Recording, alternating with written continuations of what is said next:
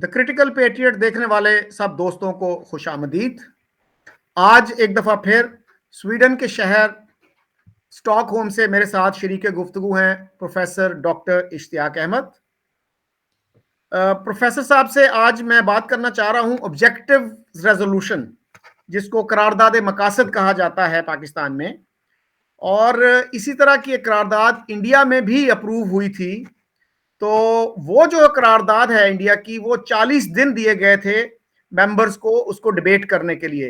वो 13 दिसंबर 1946 को पेश की गई और 22 जनवरी 1947 को मंजूर हुई, और वो बिल्कुल यूनानिमसली अप्रूव हुई थी। जबकि पाकिस्तान का जो ऑब्जेक्टिव रेजोल्यूशन है वो 7 मार्च 1949 यानी 49 को पेश हुई और 12 मार्च को वो अप्रूव हो गई, यानी 5 दिन के अंदर अंदर। और ये बात भी सिग्निफिकेंट है कि 75 मेंबर्स थे असेंबली के, उनमें से सिर्फ 21 ने उसके हक में वोट दिया, और आजकल उसको बहुत ही अहम एक दस्तावेज के तौर पे पेश किया जाता है। तो डॉक्टर साहब, कैसे आप कंपेयर करेंगे इंडियन ऑब्जेक्टिव्स रेजोल्यूशन को और पाकिस्तान की ऑब्जेक्टिव्स रेजोल्यूशन को?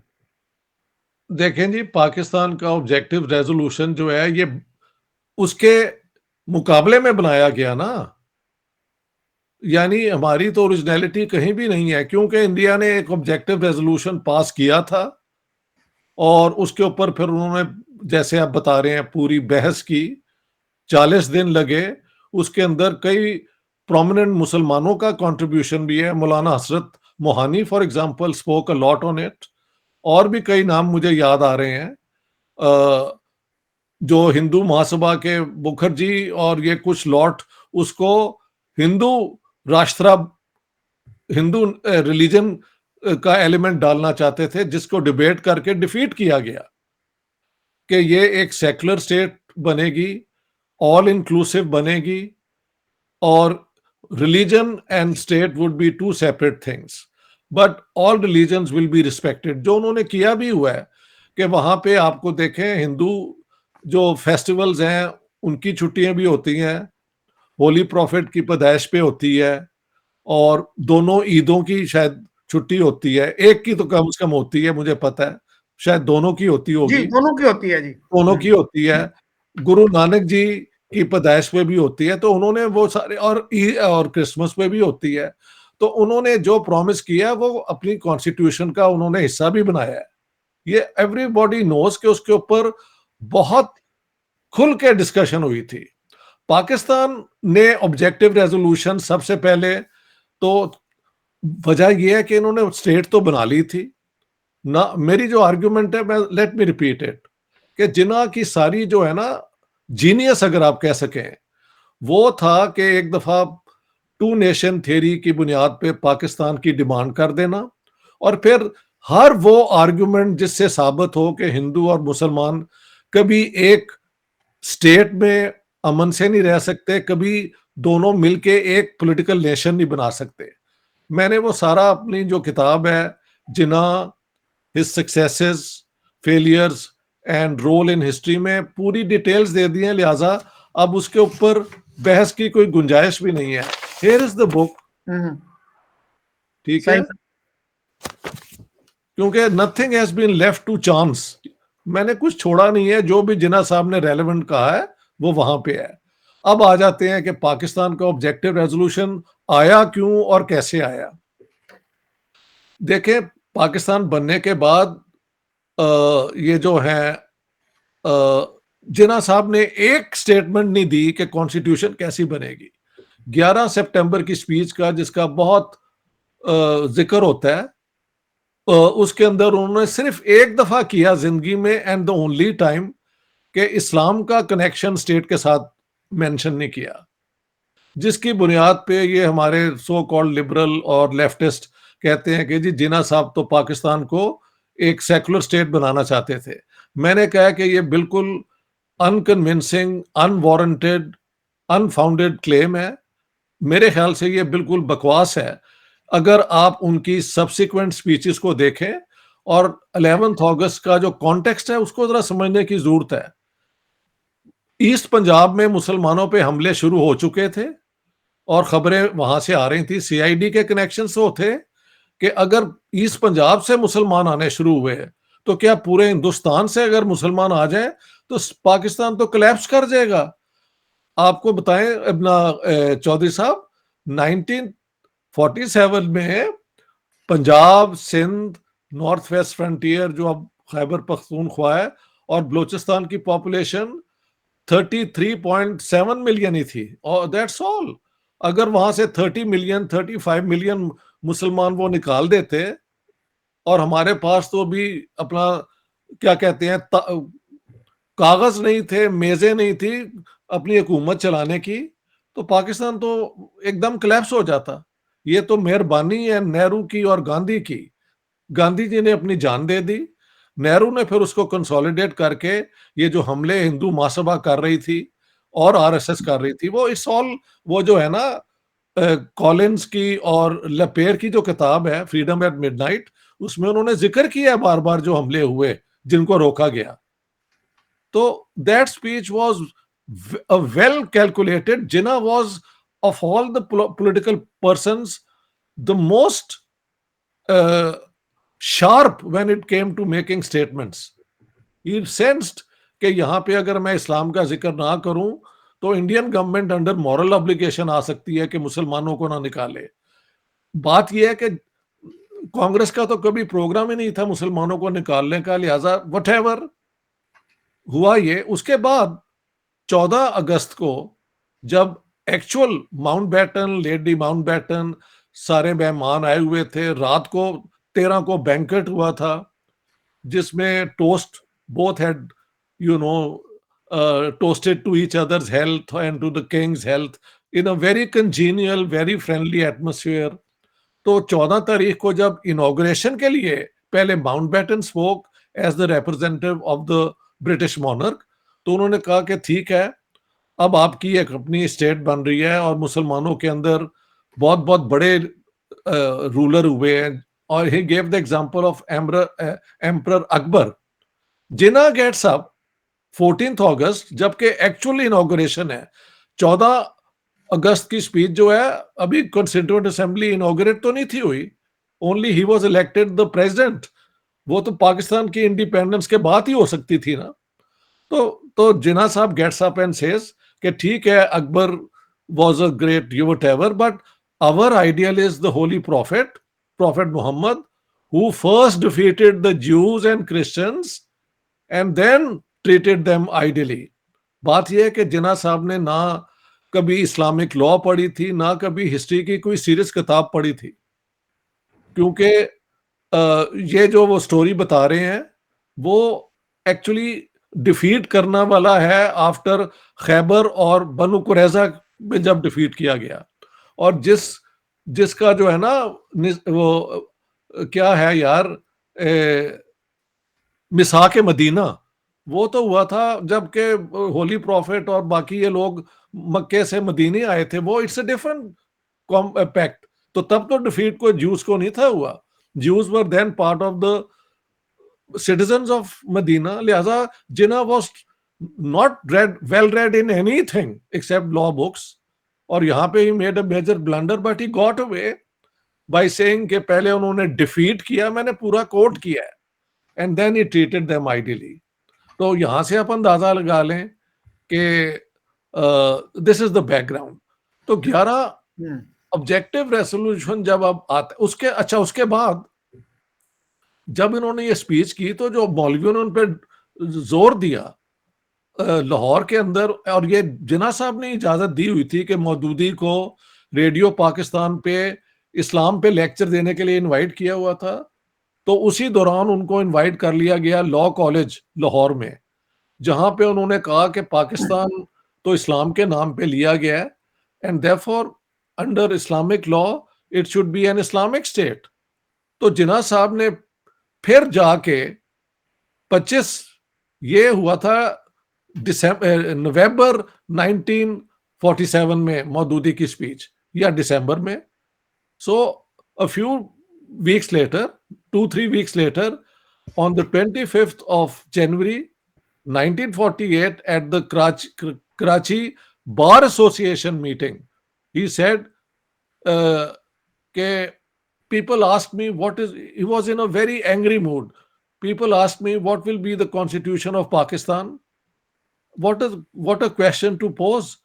The constitution of Pakistan was given 1300 years ago. What does that mean? The state of Medina, और फिर साथ कहा कि वो डेमोक्रेटिक होगी, माइनॉरिटीज का ख्याल रखेगी, ये भी वो साथ साथ कहते रहे हैं। उनका अंदाजा जो इस्लामिक स्टेट का था कि वो शरिया भी होगी, इस्लामिक लॉ भी होगी, लेकिन वो डेमोक्रेसी किसी किस्म की होगी और माइनॉरिटीज को अच्छा ट्रीट किया जाएगा। Very one has to be very fair to Jinnah, he never supported an extreme fundamentalist type of state, लेकिन वोट लेने के लिए उनके कई अहम बयान जो है, मैं अगर कहें तो सुना दूं। ईद के मौके पे 1945 में कराची में उन्होंने कहा कि कुरान शरीफ जो है it's a complete code of conduct for us, law भी वहां से मिलता है, सोशल कॉन्डक्ट भी मिलता है, इंटरनेशनल रिलेशंस, इकोनॉमिक्स, एवरीथिंग जो है वो कुरान से मिलती है। तो ये it is one statement I am giving, there are many others जिसका बार बार लोगों ने जिक्र किया है। तो इसके बैकग्राउंड में फिर प्रेशर था, मगर प्रॉब्लम है ये है कि none of them had anything ready for the constitution of Pakistan. Pakistan तो गया था बन, what to do with it now, how to make it, इनकी क्या ख्वाहिश थी, it should be Islamic and it should be some sort of a federation. इन दो प्रिंसिपल्स को इन्होंने जो अगले 9 साल में उस पर एक्सपेरिमेंट करते रहे। पहले ये रेजोल्यूशन आया, फिर 1949 के बाद first principle report, second basic principles report and 54 की रिपोर्ट एंड देन 56 की कॉन्स्टिट्यूशन। अब आप सवाल करें कि वो 5 दिन में वो क्या बहस होगी। अच्छा, आपने कहा कि सिर्फ 21 लोगों ने वोट दिया, इसलिए कि उन्होंने जब इजलास बुलाया था तो उस जमाने में लोग ही इतने थे, बाकी लोग वहां पे थे ही नहीं। तो ये नहीं है कि किसने हक में वोट दिया, बाकी 75 ने उसके खिलाफ वोट दिया। That's not the conclusion you can draw. You can only say that the rest were not present. So all those who were present and were Muslims voted for it. The only people who probably did not vote for it, and I can understand, were the Hindu members from East Pakistan, जो कांग्रेस के ticket पे 46 में elect हुए थे। पाकिस्तान बनने के बाद क्योंकि ये इलाके पाकिस्तान में आ गए थे, तो वो पाकिस्तान कंस्टिट्यूएंट असेंबली के थे। अब आप सवाल करें। जी, अच्छा सर, आजकल तो हमारे जो इस्लामिक माइंडेड लोग हैं और जो मुस्लिम लीग का जहन रखते हैं, नजरिया पाकिस्तान को मानते हैं, वो ऑब्जेक्टिव रेजोल्यूशन को एक बहुत बड़ी चीज बना के पेश करते हैं। लेकिन मैं सर ये कोट करना चाह रहा हूं शाहनवाज फारूकी, जमात इस्लामी का जो अखबार है जसारत, उसके चीफ एडिटर हैं वो लिखते हैं कि मौलाना मौदूदी के मुताबिक इस करारदाद का मकसद अवाम का मुंह बंद करना था, वरना ये एक ऐसी बारिश थी जिससे पहले ना कोई घटा उठी और ना उसके बाद कोई रोईदगी पैदा हुई, यानी कोई वेजिटेशन भी नहीं हुई। और सर सरदार शौकत हयात जो हैं, उन्होंने मुझे बताया कि ये तो लियाकत अली खान ने शबीर अहमद उस्मानी को जुल्म दिया था, और पाकिस्तान के जो पहले सदर थे सिकंदर मिर्जा, उनके मुताबिक करारदाद मकासद से पाकिस्तान को बहुत नुकसान पहुंचा। और भी हमारे बहुत से लोग हैं जो ये कहते हैं कि इससे मुलायत का रास्ता हमवार हो गया। जी, आप कैसे देखते हैं इस बात को? नहीं, ये बात जो है, मुलायत का रास्ता तो हमवार हुआ है, इसमें कोई शक नहीं है। यानी जो ये कहते हैं वो दुरुस्त है, लेकिन let's be fair to the prime minister और जो लोग उस डिबेट में बोले थे। ये क्योंकि सिलेक्टिव बात नहीं होनी चाहिए। और इसमें मैं, हमारे लेफ्टिस्ट लोग अगर सुनेंगे तो ये मैंने खुद पर्सनली सुना है और उसने लिखा भी है। क्या नाम है उसका था यार, हमजा अलवी ने, कि भाई ये तो बिल्कुल एक डेमोक्रेटिक स्टेटमेंट थी, इसका और जिन्ना की स्टेटमेंट में कोई कॉन्ट्रडिक्शन नहीं है। और मैं समझता हूँ कोई कॉन्ट्रडिक्शन बिल्कुल नहीं है, क्योंकि जो बात वहां पे की गई उसकी डिटेल्स अब मैं आपको बता रहा हूं। The only thing which was, let's say, very exciting was that sovereignty over the entire universe belongs to God Almighty, which he has delegated to the elected representatives of the people of Pakistan. ये innovation जो थी, इसके ऊपर कहा गया, कांग्रेस के members ने कहा कि ये तो होक्स है, क्योंकि देखें थोड़ी सी अगर आप इजाजत दें तो सॉवरेनिटी की थ्योरी थोड़ी सी आपको एक्सप्लेन कर दूं। What is the theory? जी प्लीज। देखिए सॉवरेनिटी की थ्योरी जो है ना, उसकी बैकग्राउंड क्रिश्चियन जो मेडिवल ऑर्डर है उसके अंदर है, the tussle between the pope and the temporal, यानी जो रूलर है। दुनियावी। हाँ जी। जी। और उसे कहते हैं द टू स्वॉर्ड कॉन्फ्लिक्ट, दो तलवारों का झगड़ा कि कौन सी तलवार ऊंची है। तो उसमें चर्च ने यह बार बार कोशिश की कि चर्च की पोजीशन जो है ना रूलर से सुपीरियर हो।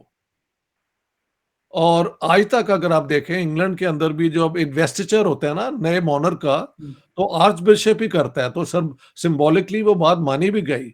But in terms of power ये कॉन्फ्लिक्ट बाद में डिवाइन राइट ऑफ किंग्स की बुनियाद पे किंग्स ने ले लिया और चर्च को सबऑर्डिनेट कर दिया। बल्कि कैथोलिसिज्म टूट भी गया। ट्यूडर क्या नाम था, Henry Tudor the seventh, he was not having children, or as a Catholic he could not have another wife, so then he broke up the connection with the Catholic Church जो रोम based था, और वहां पे Anglican Christianity ले आया।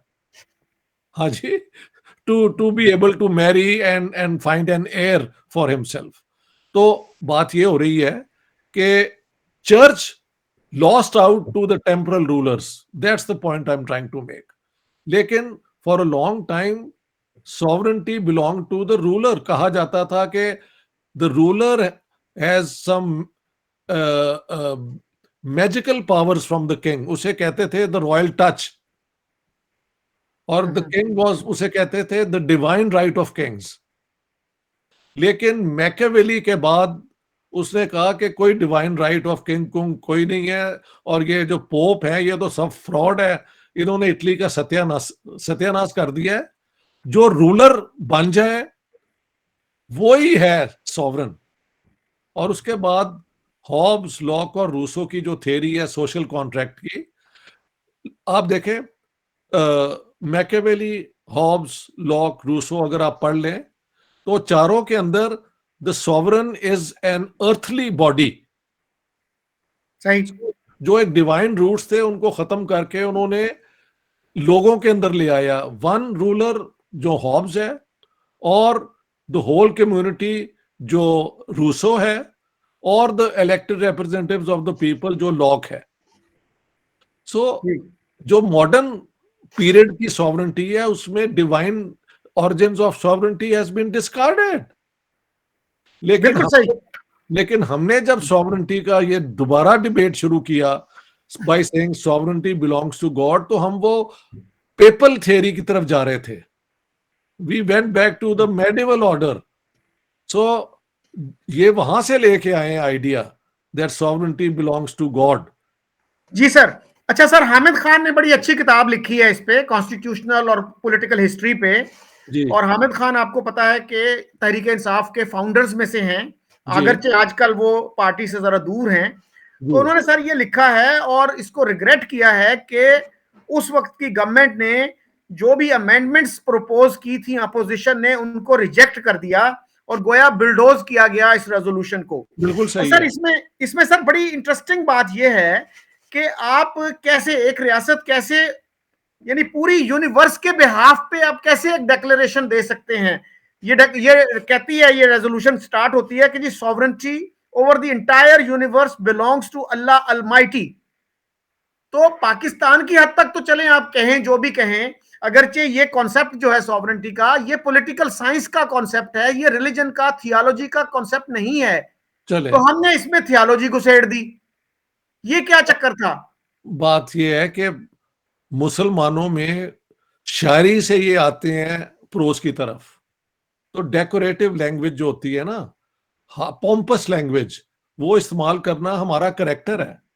आप ये poetry पुरानी देख लें जो क्लासिकल है, ये वो सो एग्जैजरेट करना, जिसे हाइपरबोल्स कहते हैं ना, it's very common in our feudal sort of cultural context.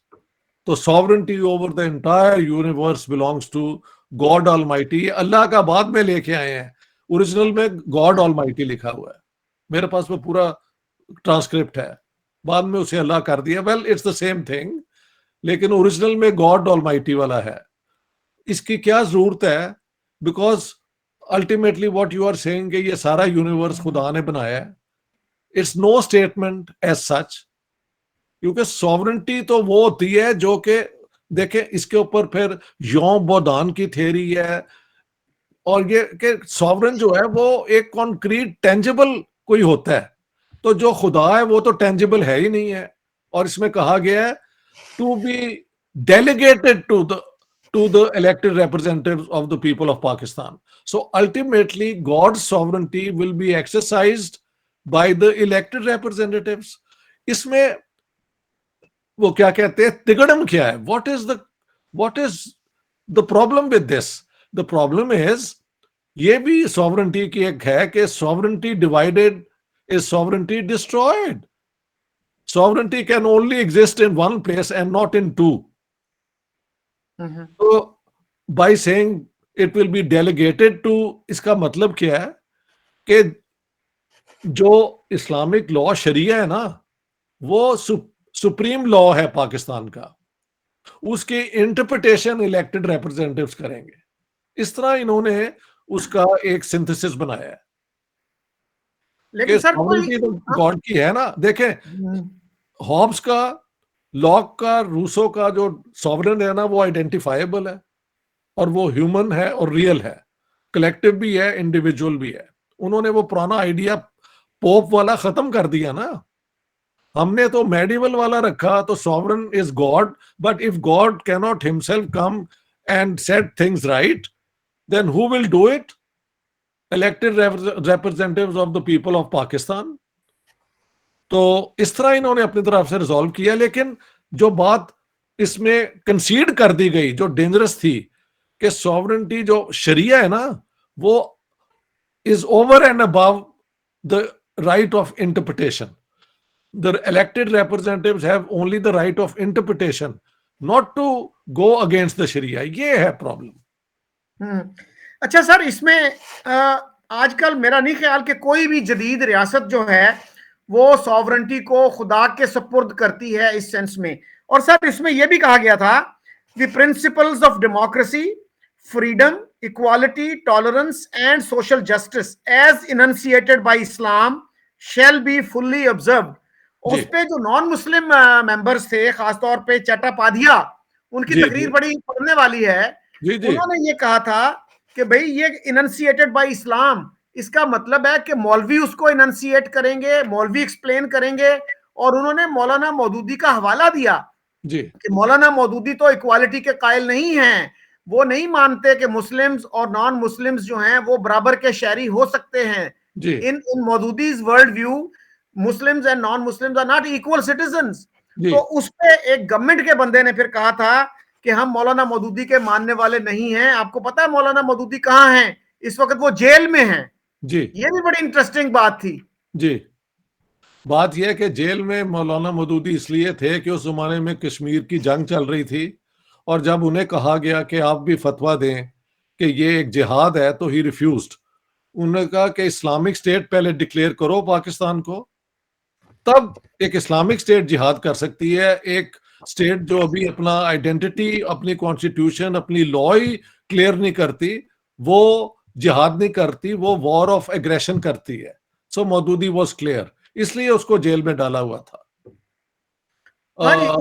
जी, जहां तक मेरी मालूमात है वो पेशावर में थे, और पीआईडी जो डिपार्टमेंट है गवर्नमेंट का, पब्लिक प्रेस इंफॉर्मेशन डिपार्टमेंट, उसके किसी बंदे ने उनसे ये सवाल किया था, और वो यही चाह रहा था कि हम रेडियो पाकिस्तान पे इसको पब्लिसाइज करेंगे। जी जी। और उस पे मौदूदी साहब ने ये कहा था कि जब तक पाकिस्तान के मुआहिदाना ताल्लुकात हैं, यानी डिप्लोमेटिक रिलेशंस हैं, ट्रीटी रिलेशंस हैं, तो उस वक्त तक किसी पाकिस्तानी का कश्मीर में जाकर लड़ना जायज नहीं है।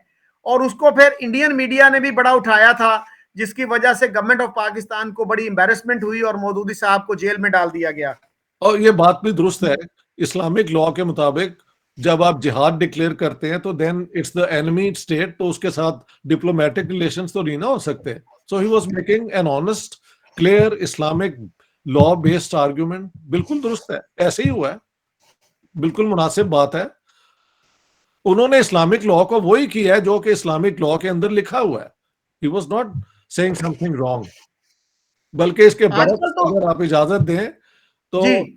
ये कश्मीर के इस वॉर के अंदर जमात अहमदिया ने अपना एक ग्रुप अल फुरकान भेज दिया था, और उनकी वजह भेजने की ये थी कि मिर्जा साहब ने कहीं कहा था कि जब कश्मीर अहमदियत के जेर असर आ जाएगा तो सारी दुनिया में अहमदियत फैल जाएगी। तो ये भी इस किस्म की कई हरकतें हुई हैं कि इस्लाम का एक सहारा लेके सपोर्ट कर रहा है, एक उसको अपोज कर रहा है। सो both can do the same thing. I mean, can use the same sources and come to diametrically opposite conclusions depending on their politics and their political interests. तो वैसे तो मिर्जा साहब पे ये ऑब्जेक्शन आता है ना कि उन्होंने कहा था कि अब जो तलवार वाला जिहाद है ना, जिहाद फिस सैफ, उसका जमाना खत्म हो गया है, अब ये तो मिर्जा कलम का साहब, जिहाद ही होगा। लेकिन जो इनके खलीफा दोम है या दोम है अपना बशीरुद्दीन महमूद अहमद, ये उनका फैसला था ना। ओरिजिनल मिर्जा साहब का वही है जो आप बता रहे हैं। ठीक है जी। अच्छा सर, ये जो है, जो आपने शुरू में जो बात की कि 35 मिलियन यानी 3.5 करोड़ मुसलमान इंडिया में थे, जी और जिन्ना साहब ने जो 11 अगस्त वाली तकरीर की, उसका मकसद ये था कि वो 3.5 करोड़ लोग इंडिया ही में रहें और इंडियन जी गवर्नमेंट जो है उनको पाकिस्तान की तरफ न धकेले। जी तो सर ये तो दो कौमी नजरिया जो है, जो टू नेशन थ्योरी, उसकी वायलेशन नहीं थी। टू नेशन थ्योरी तो ये थी ना कि भाई हिंदू और मुसलमान इतने डिफरेंट हैं कि वो इकट्ठे रह नहीं सकते। तो फिर आप जो है उनको कह के आ गए कि अब तुम जो है रियासत जो है इंडिया की रियासत, उसके लॉयल सिटीजन बन के रहो। तो ये तो कंट्राडिक्शन नहीं है टू नेशन थ्योरी की?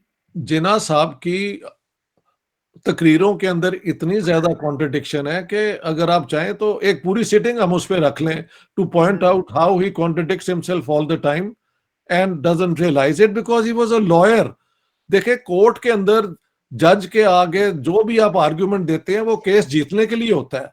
अगर आपको बिठा के वो पूरी चीजें वन बाय वन देखी जाए तो कई चीजें वकीलों की आर्ग्यूमेंट में कॉन्ट्रडिक्शंस होती हैं, लेकिन वो केस जीतने के लिए आर्ग्यू कर रहे होते हैं।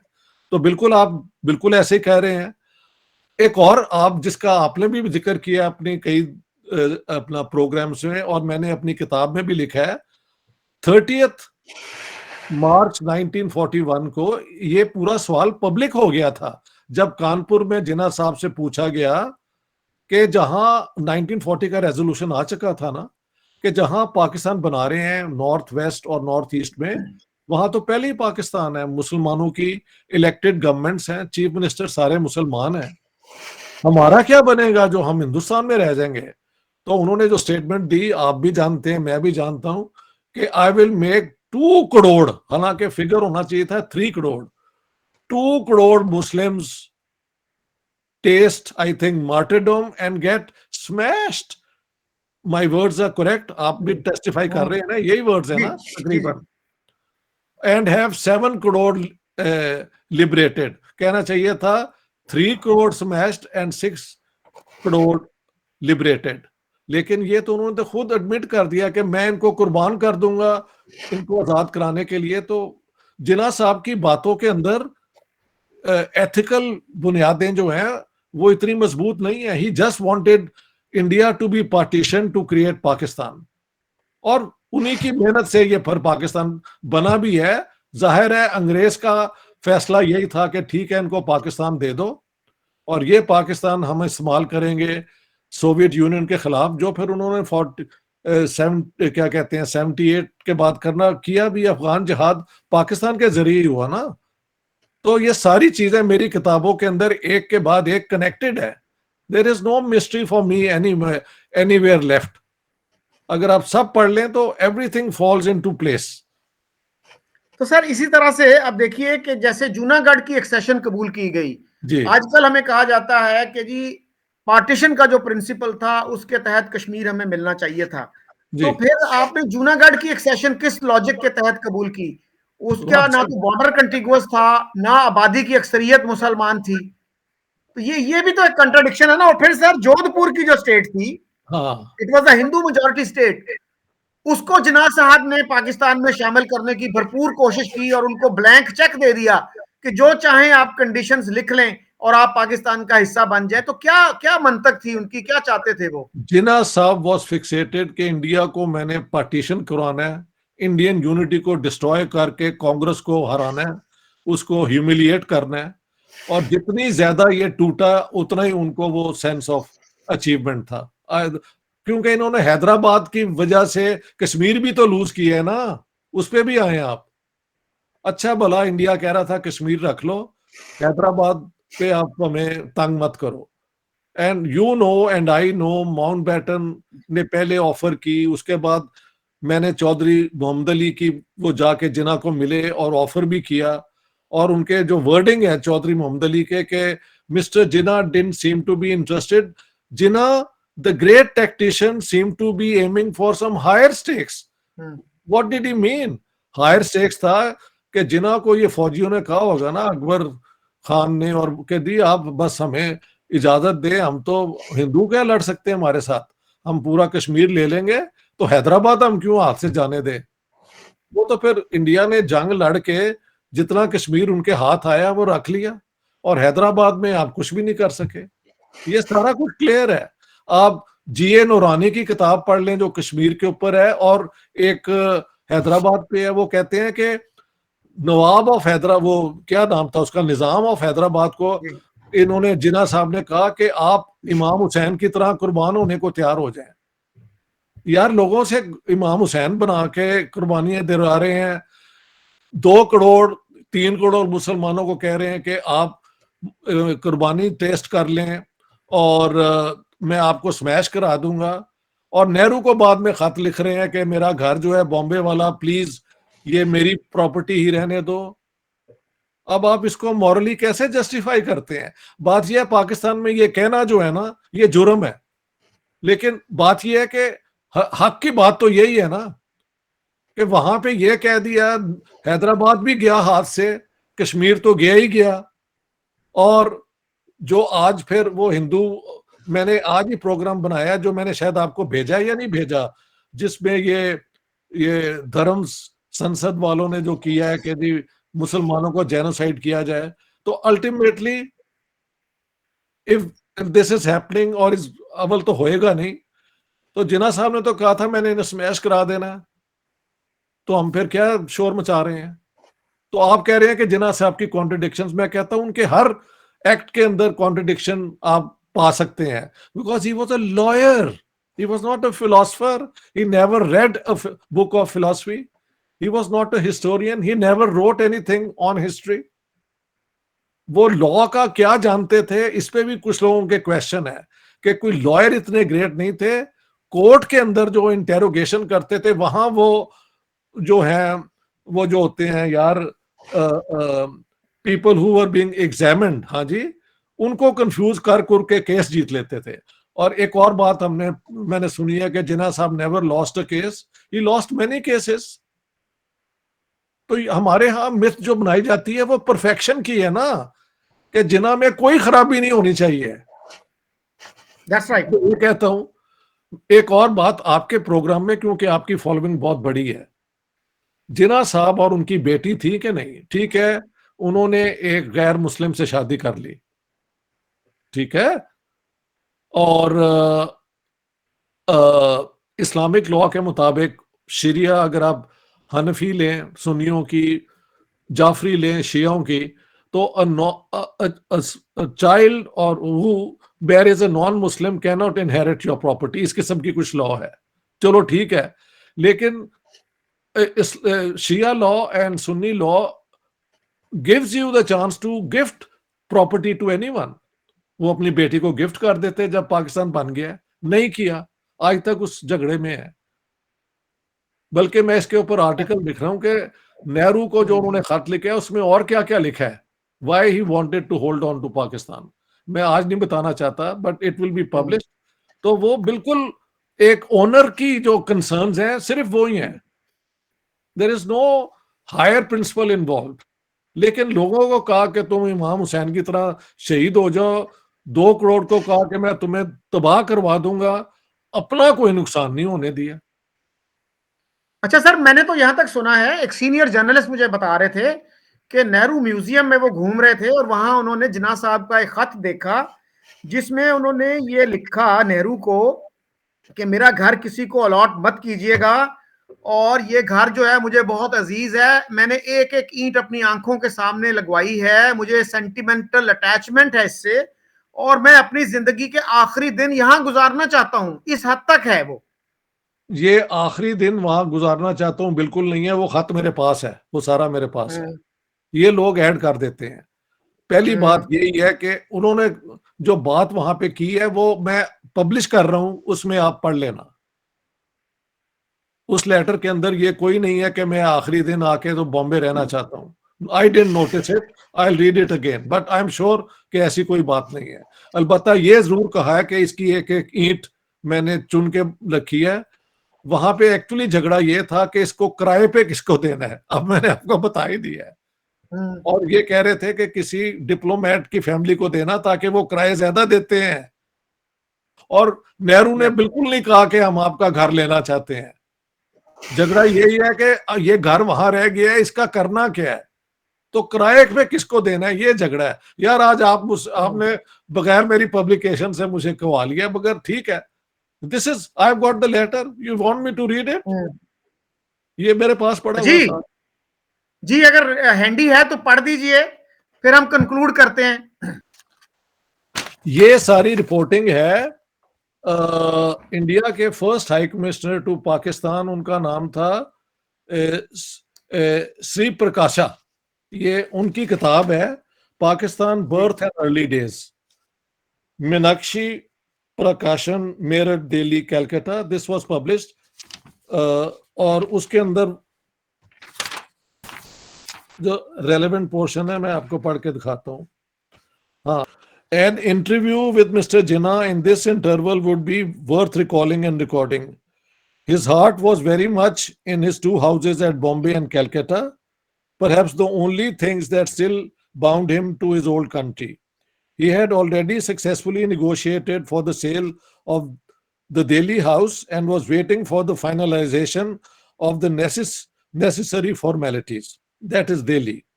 So far as the Bombay house was concerned, which he dearly loved, it was left undisturbed by the government of India out of courtesy for him. ये है fact. Government had to hear many uncomplimentary remarks on this account. जब नेहरू ने उनके घर को acquire नहीं किया तो उनको गालियां पड़ी बाकियों से। At last, I had a telephone call from the Prime Minister telling me that the situation was most embarrassing for government and that they felt that they must requisition the house, कि उन्हें लेना पड़ेगा क्योंकि इतना शोर much गया। He wanted me to see Mr. Jinnah and find out his wishes and that the rent that he would like to have. आगे उसने कहा कि रेंट पे बात हुई, रिक्विजिशन का मतलब ये नहीं है वो ओन कर लें, लेकिन उसकी यूसेज को वो अक्वायर कर लें। तो बाद में जो है ना वो अब मैं when I print it I will show it, उसमें ये है कि कितने हजार रुपए उनको रेंट चाहिए, जिन्ना साहब को रेंट मिला करेगा मंथली का, ये है। तो ये सही। सारी बातें आपको मैंने वो पूरा शो कर दिया है। अपनी तरफ से ये मेरी रिसर्च का एक बहुत बड़ा धमाका होना था, लेकिन आपने, you are so close to me and you are so sincere in what you do, तो आपके साथ शेयर करने में आई फील गुड। लेकिन इसमें thank you very much sir. पूरा आर्टिकल आ रहा है, मैंने पढ़ के सुना दिया है, अब पढ़ के सुना दिए जी, आई कितनी look forward to reading your article sir. कितने ये डिमांड कर रहे थे, कितने हजार रुपए और कितना ऑफर हो रहा था, वो सारी चीजें हैं। कहीं ये नहीं लिखा कि मैं वहां पे आके वापस रहना चाहता हूँ, ऐसी कोई बात नहीं। अच्छा सर, इसी के साथ सर आपसे और बाकी दोस्तों से इजाजत चाहता हूं। खुदा हाफिज। खुदा हाफिज जी।